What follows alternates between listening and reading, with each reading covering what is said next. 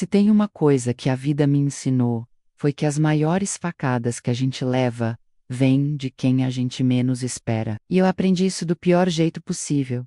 A minha irmã, a Marta era minha metade, dividindo o mesmo quarto, as mesmas roupas e até os sonhos. Eu sempre fui mais reservada, enquanto ela era mais viva, falante, cheia de graça. As pessoas adoravam a Marta, e eu também amava aquela mulher como se fosse parte do meu corpo. Quando a vida adulta chegou, seguimos caminhos diferentes, mas nunca nos distanciamos de verdade. Ela se separou cedo, teve um casamento que não deu certo, e eu tive sorte. Conheci o João, um homem simples, trabalhador, que me tratava com respeito e carinho. Nosso amor não era de novela, mas era verdadeiro. Quando casamos, ela estava lá, sorrindo, chorando, me ajudando com o vestido. Ela dizia que era feliz por mim, que via em nós o tipo de amor que ela nunca teve.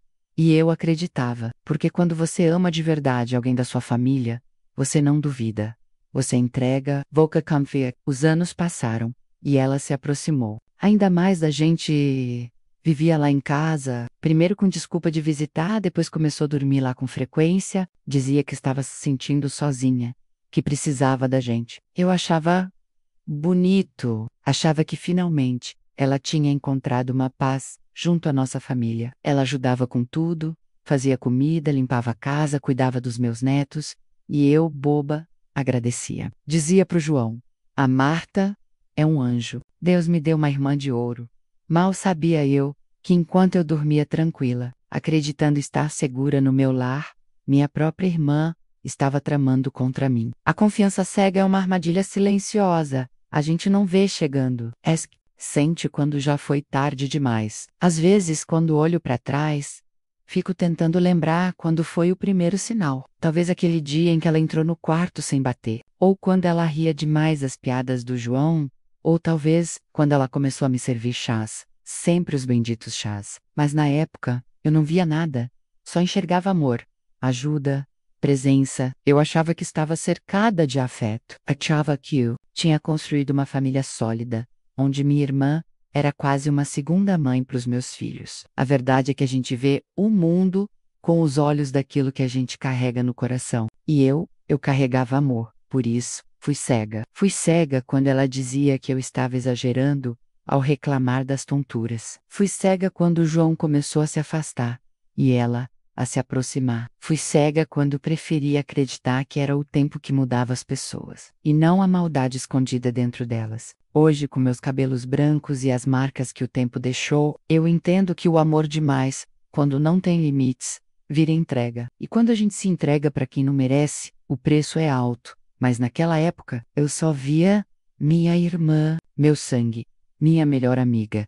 E foi com essa confiança cega que ela começou a me destruir. Quando eu conheci o João, eu era só uma menina sonhadora com os pés descalços e o coração cheio de esperança. Ele não era bonito como os galãs de cinema, nem tinha muito estudo, mas o jeito que ele me olhava, aquele olhar dizia tudo. Era como se eu fosse a mulher mais importante do mundo. A gente começou devagar, ele me levava para tomar sorvete, na pracinha, para passear de mãos dadas, nas ruas de paralelepípedo da cidade pequena. Era um romance simples, sem presentes caros, sem promessas exageradas, só presença. E presença, meu filho, vale muito mais que palavras. Depois de 2 anos, nos casamos. Uma cerimônia simples, na igreja do bairro. Meu vestido era emprestado, e a decoração, feita com flores do quintal. Mas aquele dia foi o mais bonito da minha vida. Eu me sentia a mulher mais feliz da face da terra. E ele não tirava os olhos de mim. Nos primeiros anos, a gente passou aperto. João trabalhava como pedreiro, e eu fazia bolos para fora. Tinha mês que a gente mal conseguia pagar a luz. Mas mesmo na dificuldade, havia risada, havia abraço no fim do dia, havia cumplicidade. O João nunca foi de falar muito, mas tudo o que ele sentia, ele demonstrava no cuidado. Ele deixava o café passado quando eu acordava, cobria meus pés, quando eu dormia no sofá, trazia um bombom escondido na bolsa, quando recebia alguma gorjeta extra. Tivemos 3 filhos, e cada nascimento era como se o amor entre nós aumentasse mais um andar naquele lar que construímos juntos, com tijolo, cimento e verdade. Claro que nem tudo eram flores, brigamos, já passamos dias sem nos falar. Já chorei escondida, e ele também. Mas no fim, o João sempre voltava com aquele jeitão dele meio calado, me abraçava por trás na cozinha e sussurrava: "Desculpa, mulher, eu sou ruim com as palavras, mas tu sabe que eu te amo, né?" E eu, sábia. A Marta, minha irmã, sempre dizia que admirava o nosso casamento, que queria um homem como o João. Eu ria e dizia: "Homem como o João, não se acha?" Não. Sei. Junto no dia a dia, na luta, no respeito, quando ela vinha nos visitar, João sempre a tratava bem, nunca faltou com respeito, nunca cruzou o olhar de forma errada. Ele era firme, discreto, homem de caráter. Por isso, quando tudo aconteceu, quando ela cruzou a linha e ele também, porque até então eu achava que nosso casamento era inabalável, que mesmo na velhice, a gente ia continuar dividindo a coberta, discutindo o que ver na televisão e rindo das piadas sem graça do neto. Eu confiava no João, eu dava minha vida por ele, e talvez esse tenha sido meu maior erro. Achar que o amor por si só era suficiente para manter tudo em pé. Mas naquela época, naquela fase bonita, quando eu olhava para ele colocando os netos no colo, rindo das minhas histórias, cuidando da nossa hortinha no quintal, eu não via sombra nenhuma, só luz. E é essa luz que dói tanto quando apaga. No começo, eu achava até bonito. Era raro ver dois irmãos tão próximos depois de casados. A Marta vinha quase todo fim de semana. Às vezes chegava de surpresa com um bolinho, dizendo que bateu saudade. E eu achava isso lindo, pensava. Meu Deus, como sou abençoada por ter uma irmã assim. Ela dizia que a casa dela era muito vazia, que se sentia sozinha. Depois da separação, ficou meio amarga, perdeu o brilho. Então, eu fazia de tudo para acolher. Preparava o quarto com carinho, deixava a toalha limpinha na cama e dizia: "Aqui você nunca vai se sentir sozinha, irmã." No começo, era só nos fins de semana. Depois, passou a vir no meio da semana também. E, com o tempo, começou a dormir mais do que dormir na própria casa. Quando percebi, ela já tinha deixado escova de dente, chinelo, algumas roupas no armário. E eu achava que aquilo era sinal de laço forte, de família unida. Tinha orgulho em dizer para as vizinhas que a minha irmã era presente, que ela me ajudava com os netos, fazia companhia, fazia bolo de fubá para o João. Ela era toda sorrisos, muito simpática, sabia conversar, puxar assunto, até brigar por mim quando eu estava cansada, e eu, tola, achava que aquilo era amor de irmã. Mas comecei a notar umas coisinhas pequenas, uns detalhes que a gente até tenta ignorar, sabe? Como quando ela ria demais das piadas do João, aquelas que nem eu achava graça. Ou quando ela dizia: "Esse seu marido é um homem raro, hein? Se eu tivesse encontrado um assim, achei que fosse inveja boa." Daquela que não machuca. Um dia, eu cheguei mais cedo da igreja e vi os dois na cozinha, rindo e cochichando. Quando entrei, ficaram meio sem graça. E a Marta falou: "A gente estava falando de como você é brava com os netos." Riram. E eu, para não fazer cena, ri também. Mas meu coração ficou apertado. Achei que era ciúme bobo. Tentei calar a voz que gritava aqui dentro. Porque como é que a gente vai desconfiar de sangue? De quem cresceu ao nosso lado? Ela começou a assumir funções que antes eram minhas. Fazia o café antes de eu levantar. Arrumava a cama do João, cuidava das roupas dele, dizia: "Deixa, você já fez tanto, agora é minha vez de cuidar." E eu aceitei, porque o corpo cansava, porque achei que era cuidado. João também não via maldade. E se via, não demonstrava. Ele dizia que a Marta só queria ajudar, que ela tentando se sentir útil, depois de tanto sofrer, e eu, boba, acreditava. Só que o olhar dela começou a mudar. Era sutil, mas tinha uma coisa ali, um brilho, uma confiança, um jeito de se colocar naquela casa, como se fosse dela, como se já tivesse um lugar marcado. Ainda assim eu calei meu coração. Quis evitar conflito. Preferia acreditar que aquilo era só uma fase, que logo ela arrumaria um namorado, uma vida nova, e seguiria seu caminho. Mas a verdade, ela já tinha decidido o que queria. E não era uma nova vida, era a minha. Foi tudo tão sutil, tão devagar, que quando percebi, já era tarde demais. Eu sempre fui uma mulher forte. Mesmo com a idade chegando, nunca deixei a peteca cair. Acordava cedo, cuidava da caça, dos netos, do João, mas de repente, comecei a me sentir fraca, cansada demais, como se um peso tivesse se instalado nas minhas costas. Comecei a ter tonturas, dores de cabeça, estranhas, me sentia confusa. Esquecia coisas simples, às vezes o nome de um neto, o dia da semana, o que eu tinha feito no café da manhã. Fiquei assustada, claro, pensei que era o começo de alguma doença. Quem sabe até Alzheimer, mas quando fui ao médico, ele disse que meus exames estavam bons, que talvez fosse estresse, idade, recomendou repouso, e foi aí que ela começou a cuidar de mim. A Marta passou a preparar todos os meus chás. Dizia que tinha ervas boas para a memória, para o sono, para o cansaço. Toma, irmã, isso aqui vai te fazer bem, ela dizia, com aquele sorriso doce, e eu tomava, porque era minha irmã. Ora, só que quanto mais eu tomava, pior eu ficava. Teve um dia que eu desmaiei, no quintal, sozinha. Quando acordei, ela estava me abanando, gritando pro João: a gente precisa cuidar melhor dela. Ela não está bem. E ele acreditava, me olhava com aquele olhar de pena, de dúvida, como se eu não fosse mais a mulher que ele conheceu. Começaram a tomar decisões por mim. Tiraram minha chave da porta principal, dizendo que era pro meu bem. Mexeram no armário dos remédios. Esconderam documentos. E quando eu questionei, a Marta respondeu com doçura: irmã, Volca precisa descansar. Você anda esquecendo muita coisa. A gente só quer o melhor para você. Mas meu coração gritava: tinha algo errado. Tentei contar para as crianças, pros mas todos diziam que eu estava exagerando, que a Marta estava sendo uma santa, que era um presente de Deus na minha vida. E eu me sentia louca, perdida, dentro da minha própria casa.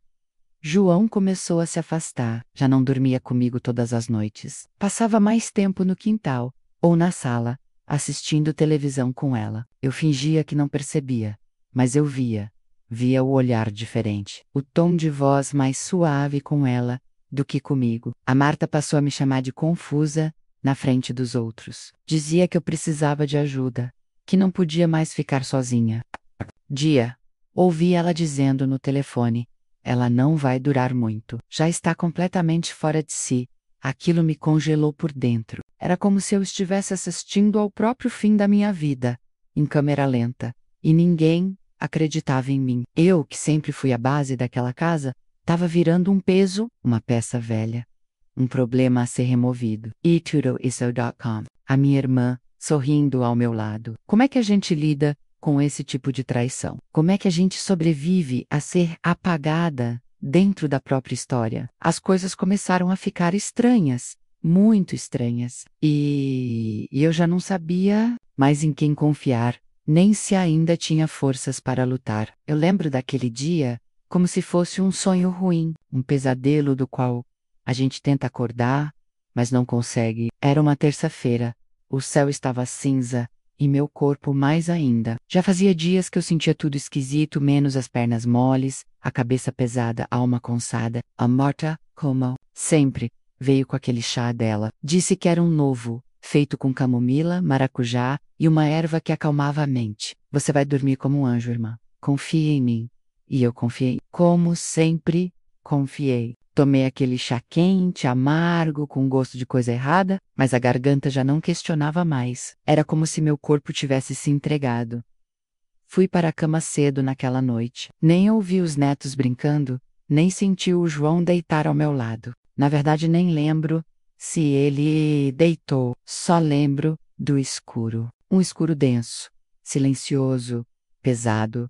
Então, apaguei. Quando acordei, não reconheci o lugar. A cama era estranha, o teto era branco demais, e o cheiro, aquele cheiro de desinfetante de hospital. Meu corpo estava mole, Minha cabeça latejava, e um monitor apitava baixinho ao lado. Uma enfermeira me olhou e disse: Dona Maria, que bom que a senhora acordou. Fique calma, a senhora está numa clínica. Teve um colapso nervoso, segundo sua família, colapso nervoso? Clínica. Que família? Tentei me levantar, mas não consegui. Me senti presa dentro do meu próprio corpo. Gritei, chorei, mas ninguém me escutava de verdade. Olhavam para mim como se eu fosse doente, como se eu fosse louca. Dias depois, a Marta apareceu. Entrou no quarto vestida de piedade, com uma flor na mão e uma expressão falsa de preocupação. Você assustou todo mundo, irmã, mas agora vai ser cuidada como merece. Aqui é seu lugar por enquanto. Descansa. Fica tranquila. Meu Deus, ela conseguiu. Ela me internou, me apagou, me tirou da minha casa, da minha vida, da minha família. E o João só apareceu semanas depois, rápido, com os olhos no chão. Não me tocou, não me abraçou, só falou o que parecia decorado. Você precisa ficar aqui, tá doente. A gente só quer seu bem. Foi ali que eu entendi, eles estavam juntos. Ela entrou no meu lugar, a minha cama agora era dela, a minha casa agora era dela. Até meus netos a chamavam pelo meu apelido. E eu era só uma página arrancada, um detalhe incômodo, um peso, fora do caminho. Me sento enterrada biba. A noite que eu apaguei de vez. Foi a noite que ela assumiu tudo que era meu. E, viu, ninguém me ouviu.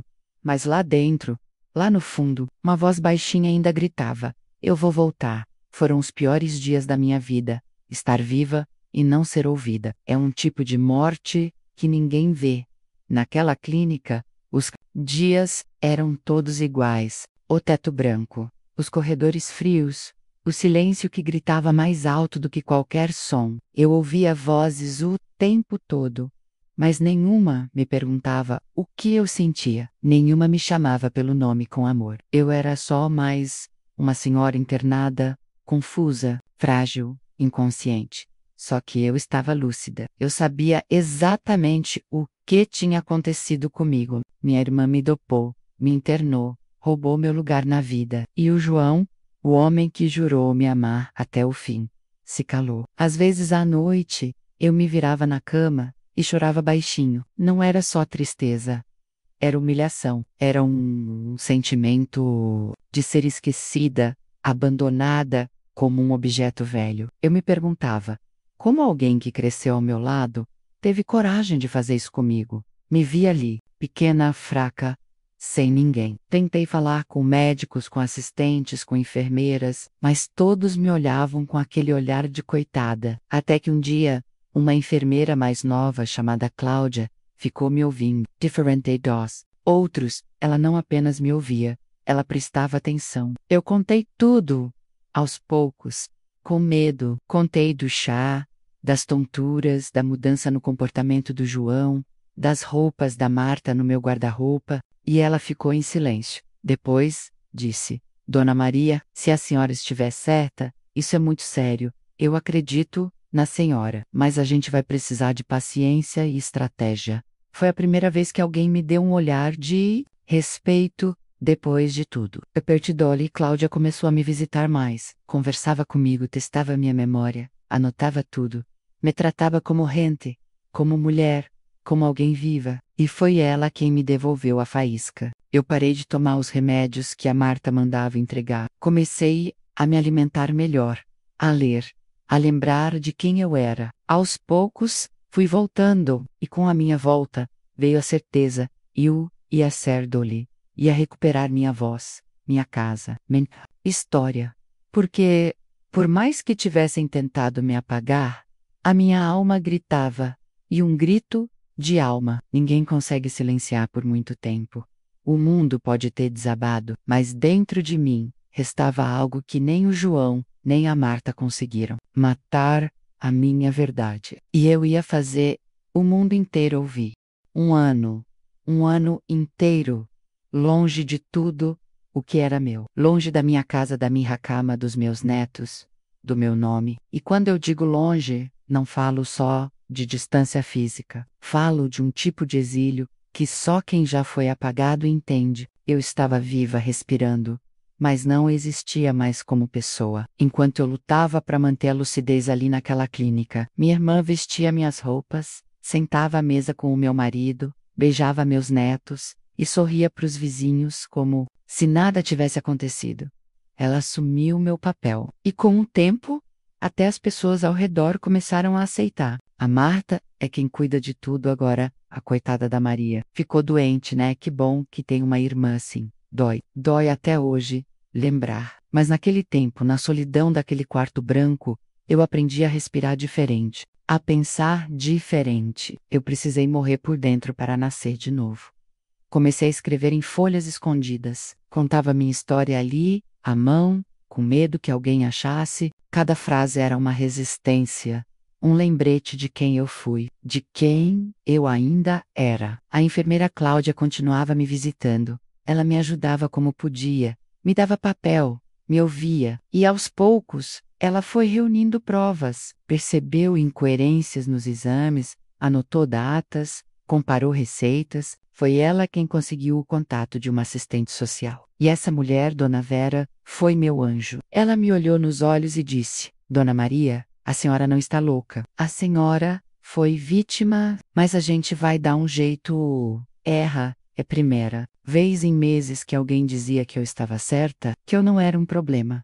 A partir daí, começou uma batalha silenciosa, jurídica, burocrática, cansativa. Tive que provar que eu era lúcida, que estava ali à força, que minha assinatura tinha sido forjada em documentos médicos, um processo inteiro para reconquistar o que já era meu. Enquanto isso, lá fora, a Marta vivia como dona da minha vida. João, nenhuma visita, nenhum bilhete. O silêncio dele foi o que mais doeu.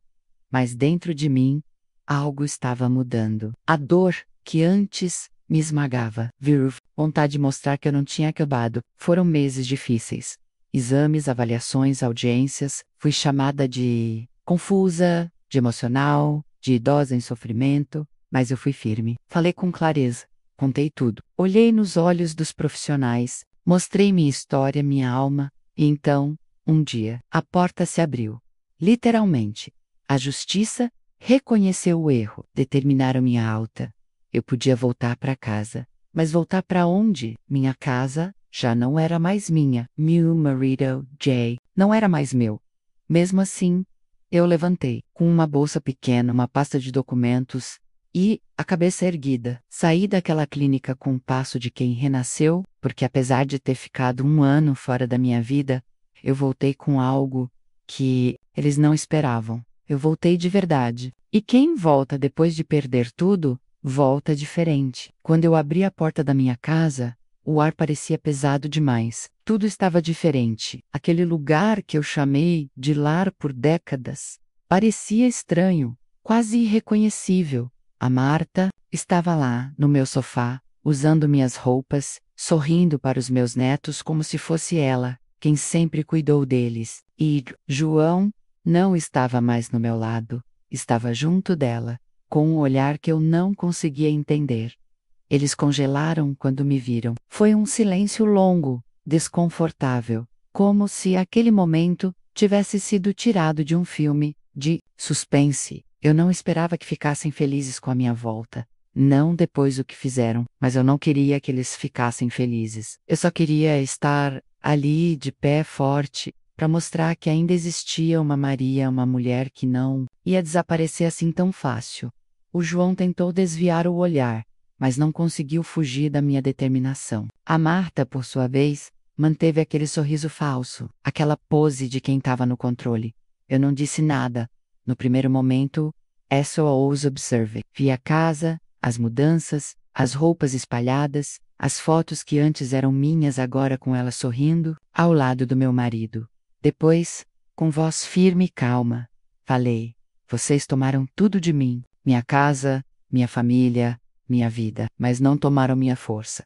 Eles tentaram se justificar. Diziam que eu estava doente, confusa, que eles só queriam o melhor para mim. Mas eu não estava ali para ouvir desculpas. Eu estava ali para mostrar que não estava mais à mercê deles. Minha volta foi um terremoto, uma reviravolta que ninguém esperava. Eles acharam que tinham me enterrado viva, que tinham me calado para sempre. Mas, e eu voltei para reclamar o que é meu por direito. Eles não sabiam que por trás daquela mulher cansada havia uma alma que nunca desistiu e que eu estava pronta para lutar. O que aconteceu depois dessa noite mudou tudo porque quando a verdade aparece, ela não deixa espaço para mentiras.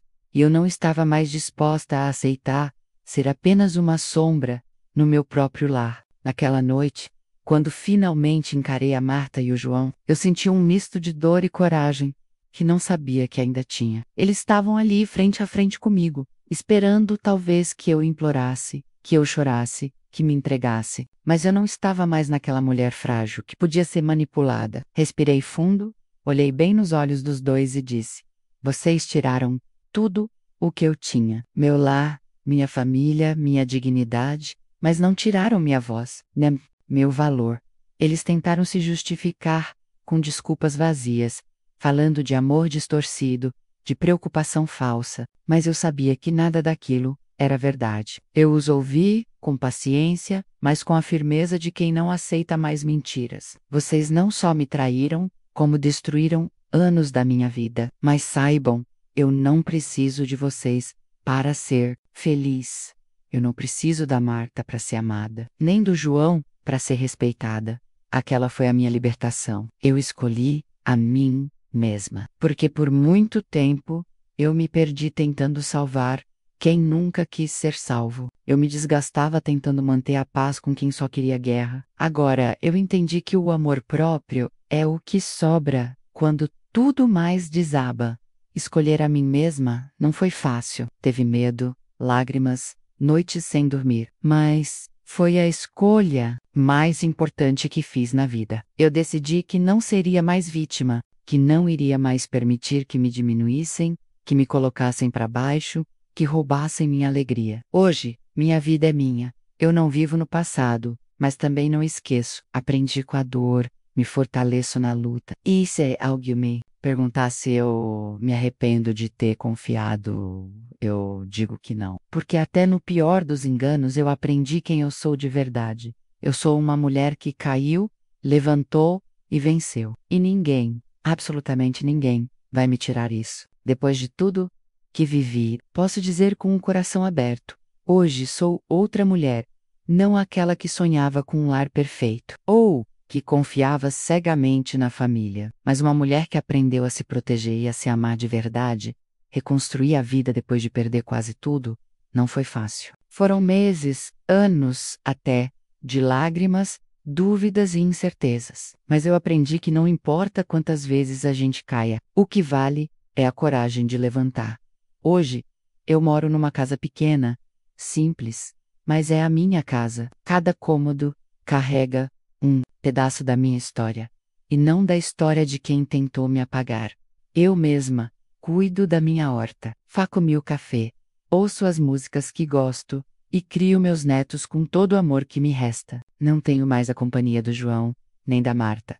E sabe de uma coisa? Eu não sinto falta, porque descobri que estar sozinha não é estar vazia, é estar cheia de si mesma. Eu sou dona da minha vida, das minhas escolhas, dos meus passos. Cada ruga no meu rosto conta uma batalha vencida. Cada fio de cabelo branco é um símbolo da minha força. E se alguém pensa que por ser velha eu não posso recomeçar, eu digo que a idade é só um número. O que importa é a vontade de ser feliz, de ser livre. Hoje eu ensino para meus netos que a verdadeira família é aquela que nos respeita, que nos valoriza e que está ao nosso lado, mesmo quando a vida parece difícil demais. E que o amor próprio é o maior tesouro que a gente pode cultivar. Não importa quantas vezes você caia ou quem te abandone no caminho. O que importa é o que você faz depois. Eu escolhi me levantar. Eu escolhi ser feliz. E ninguém nunca mais vai me tirar isso. Essa é a minha história. A história de uma mulher que foi traída, apagada, mas que voltou. Porque quando a gente se ama de verdade, a gente sempre encontra um jeito de renascer. Quando uma mulher passa por tudo que eu passei, ela nunca mais volta a ser a mesma. E isso, meu filho, não é algo ruim. É renascimento. Hoje, com um coração mais leve e a alma inteira, eu decidi contar minha história até o fim. Não por dor, mas pela libertação que ela me trouxe. Porque Ninguém passa por um inferno desses e sai igual. E se você está aqui comigo até agora, ouvindo tudo o que vivi, quero te contar o que aprendi, o que restou de mim depois que tentaram me apagar. Eu confiava na minha irmã como quem confia no próprio coração. Ela era a mais velha, a mais sabida, desde criança. Era ela que eu recorria quando estava perdida. Então, quando ela passou a cuidar de mim, eu abaixei a guarda. Comecei a sentir umas tonturas, umas confusões na cabeça. Ela dizia que era coisa da idade, que era melhor eu descansar. E eu, boba, tomava os chás que ela fazia, os remédios que ela trazia. Foi assim que começou. Ela não me bateu, não gritou, não me expulsou. Ela só me dopou, aos poucos, com palavras e calmantes, até eu me tornar uma sombra de mim. E o João, ele acreditou nela, ou fingiu que acreditava, ou talvez tenha sido mais cômodo, né? Uma mulher nova, viva, atenciosa, e a esposa já velha, esquecida, quieta. Eles me enterraram em vida. E ninguém percebeu. Naquela clínica eu morri um pouco todos os dias. Ninguém me escutava. Falavam de mim como se eu não estivesse ali. A senhora está confusa, diziam. Ela está com delírios. Murmuravam nos corredores. Mas eu não estava louca. Eu estava viva, consciente, implorando para alguém me ouvir. Até que uma enfermeira, chamada Cláudia, me olhou diferente. Ela não me tratou como paciente, me tratou como mulher. Me escutou, me observou, e foi a primeira a dizer: Dona Maria, eu acredito na senhora. Foi ali que a chama reacendeu, com a ajuda de Cláudia e depois da assistente social Vera. Comecei a juntar as peças, documentos adulterados, assinaturas falsas, registros médicos estranhos. Passei por exames, por psicólogos, por audiências. Tive que provar que eu era lúcida, que era vítima. E você sabe o quanto dói ter que provar que você não está louca? Mas eu aguentei, porque minha alma gritava. E por mais que tenham tentado me calar, a verdade sempre encontra uma brecha quando voltei. Minha casa já não era mais minha. A Marta estava lá, com meus vestidos minhas-lucas, meus netos no colo, meu João ao lado. Parecia uma cena de filme, mas era minha vida roubada. Eles me olharam, como quem vê um fantasma. E eu disse, firme, eu voltei. E vocês não vão mais me apagar. Não gritei, não chorei, mas ali naquele silêncio gelado, eu venci, porque eles não esperavam que eu voltasse. Muito menos que eu voltasse inteira. A Marta tentou me convencer de que fez tudo pelo meu bem. George Ezequiel achou que era o melhor para todos. Mas eu não queria explicações. Eu queria minha paz, minha identidade, minha liberdade. Então eu escolhi algo que poucos têm coragem de fazer. Escolhi a mim mesma. Disse adeus aos dois. Recuperei meus documentos, minha dignidade, meu nome, e fui embora. Sem olhar para trás, tenho minha casinha modesta, com plantas que eu cuido. To-dos, OSDs, faço meu próprio café. Escrevo em meus cadernos. Falo com meus netos por videochamada. Alguns me procuraram depois. Outros se afastaram por vergonha ou influência da Marta. Mas eu não guardo rancor. Sabe por quê? Porque quem carrega mágoa nas costas nunca caminha leve. E eu aprendi a caminhar sozinha, leve, livre. Eu não sou mais a mulher que esperava do outro o que ela mesma podia se dar. Sou eu por mim. E isso ninguém mais me tira. Se você está aí, ouvindo minha história, talvez esteja enfrentando sua própria traição. Talvez também tenha confiado demais. Talvez esteja cansado, ferido, em silêncio. Então escuta aqui.